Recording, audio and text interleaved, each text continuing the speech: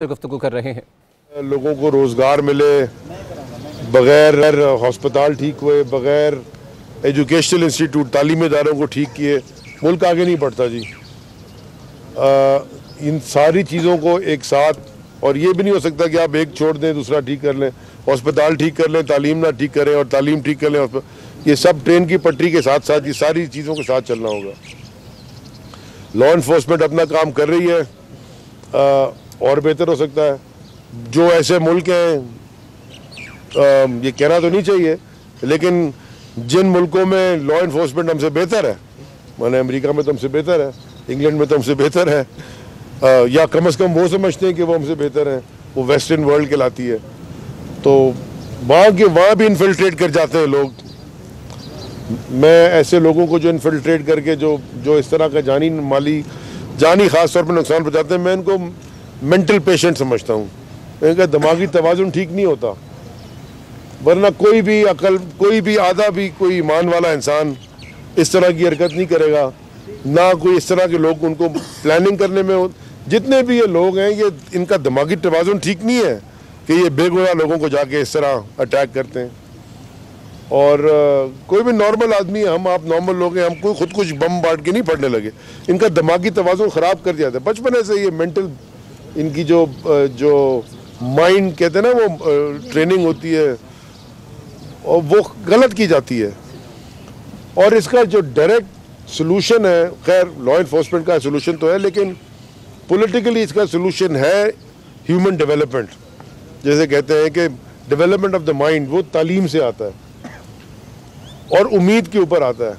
क्योंकि अगर जब लाउम्मीदी हो जाए, नाउम्मीद हो जाती है कोई भी इंसान, फिर वो इस तरह की हरकतें करता है, या फिर उसको प्रोग्राम किया जाता है बचपन से ऐसे कि जी ये इस तरह की हरकत होगी तुम्हारे से।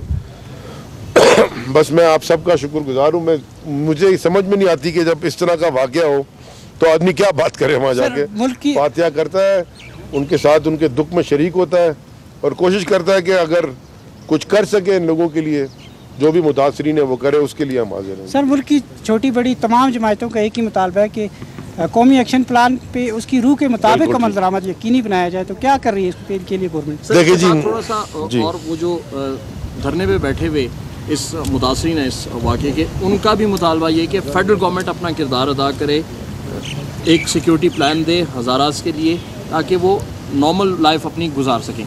इस हवाले से बताइए। देखिए जी, जब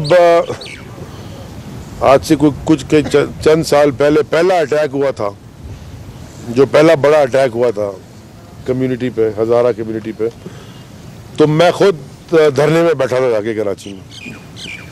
नेशनल एक्शन प्लान की जहाँ आपने बात की, वो नेशनल एक्शन प्लान बना था, वो जो एक और हमारे मुल्क में एक बड़ा ही दर्दनाक वाक़या हुआ था APS इंसिडेंट का। उसके बाद पूरे मुल्क की सारी क़यादत बैठी, रिलीजियस मजहबी क़यादत, सियासी क़यादत, सब ने बैठ के एक नेशनल एक्शन प्लान के ऊपर एग्री किया। हमको अब 7-8 महीने हुए और हम तो उसके ऊपर इम्प्लीमेंट करना शुरू कर दिया है। हाँ, कोर्ट्स को तो हम कंट्रोल नहीं करते, कोर्ट्स तो कंट्रोल इंडिपेंडेंट है, चाहे बलूचिस्तान हाई कोर्ट हो या सुप्रीम कोर्ट हो या पंजाब हाई कोर्ट हो, और जो भी वो कोर्ट्स तो इंडिपेंडेंट है, हम इन्फ्लुएंस नहीं करते। ना लॉ इन्फोर्समेंट के इदारों को हम इन्फ्लुएंस करते हैं, वो इंडिपेंडेंट ऑटोनमस बॉडीज हैं, वो अपना काम करती हैं। लेकिन प्राइम मिनिस्टर साहब का ये बिल्कुल क्लियर डायरेक्शन भी है सारे लॉ इन्फोर्समेंट को, काबीना को, कि नेशनल एक्शन प्लान के ऊपर कोई भी डिस्काउंट नहीं मिलने लगा, किसी को भी नहीं मिलने लगा। थोड़ी मुश्किलात ज़रूर हैं शुरू में, क्योंकि पॉलिटिकल लोगों ने इसको एक पॉलिटिक्स बना दी है कि जी ये पॉलिटिकल इशू है। ये पॉलिटिकल इशू नहीं है, ये लॉ इन्फोर्समेंट का इशू है। किसी जमात से, चाहे सियासी चाहे मजहबी, किसी जमात से किसी दहशतगर्द का ताल्लुक हो या कोई प्लान बना रहा हो, लीवे किसी के लिए नहीं है जी। पाकिस्तान को अब हमने सिक्योरिटी जोन से देखो, पाकिस्तान को जब देखते थे, मैंने गवादर में भी एक बात की थी कि जो पाकिस्तान को लोग देखते हैं ना, कोई भी बाहर से देखता है, पाकिस्तानी भी जो बाहर से देखते हैं और अंदर, वो सिक्योरिटी जोन देखते हैं। पाकिस्तान को सिक्योरिटी जोन से हमने कन्वर्ट करना है इकोनॉमिक जोन में। नॉर्मल मुल्क बनाना है, एक नॉर्मल मुल्क बनाना है। मैं अभी दुनिया में कितनी मसाजिद में जाके मैं सारी दुनिया घुमा, नमाज पढ़ी, मेरी तो कहीं तलाशी नहीं होती मस्जिद में जाने से पहले।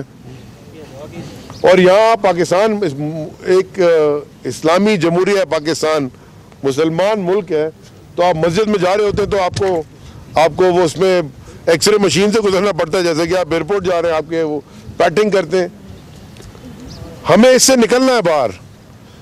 और नेशनल एक्शन प्लान के अंदर तालीम का भी बड़ा एक ये भी एलिमेंट है कि एजुकेशन भी इसकी ठीक हो, एजुकेशनल इंफ्रास्ट्रक्चर भी ठीक हो, ह्यूमन डेवलपमेंट इंफ्रास्ट्रक्चर भी ठीक हो, और लॉ इन्फोर्समेंट का जो किरदार है उसको भी मुस्तहकम बनाया जाए। सो हम national action plan fully enforce होगा जी पाकिस्तान में, और जितना होता जा रहा है काफ़ी हुआ है। और जो अगर चीज़ें कुछ रह गई हैं वो भी स्टेक होल्डर्स, सारे स्टेक होल्डर से वो हर तरीके से हर लेवल के ऊपर इन्फोर्स होगा। तो कोई डिस्काउंट ना समझे कि कोई शायद बच जाएगा, कोई इधर उधर बोलेगा। अभी आप यहाँ थे यार, दूसरा सवाल पूछने तहरीक इंसाफ की गवर्नमेंट ये बताया कि उस रिजल्ट उसने 8 माह के दौरान क्या दिया। अगर आप 8 माह से में रिजल्ट मांगना चाहते हैं तो फिर मैं कहूँगा कि ये सवाल ठीक नहीं। कोई 8 माह में आपको रिजल्ट नहीं दे सकता। हमारा जो 100 डे प्लान था हुकूमत बनाने से पहले, वो इम्प्लीमेंट करने का और जो शुरू करने का, उसमें से बहुत सारी चीज़ें शुरू हो गई। और हर कैबिनेट मीटिंग में प्राइम मिनिस्टर वो पूरा चेक करते हैं कि क्या क्या चीज़ें हमने वादा किया था, क्या क्या चीज़ों में हम शॉर्ट हैं, क्यों शॉर्ट हैं, कौन से वज़रा शॉर्ट हैं, किस चीज़ क्या वजूहत हैं और उसको कैसे ऊपर लिया जाए। सो जो फाउंडेशन ले करनी। आपको बताएं कि वफाकी वज़ीर अली ज़ैदी मीडिया से गुफ्तगू कर रहे थे। उनका कहना था कि दहशतगर्दी का कोई मजहब नहीं होता। कोयटा में अफसोसनाक वाक़या पेश आया। तालीम, सेहत और रोज़गार पर तवज्जो दिए बगैर आगे नहीं बढ़ सकता। इस तरह के वाक़यात तरक्की याफ्ता ममालिक में पेश आते हैं। वज़ीर आज़म की साफ हिदायत हैं कि नेशनल एक्शन प्लान पर किसी किस्म का समझौता नहीं होगा।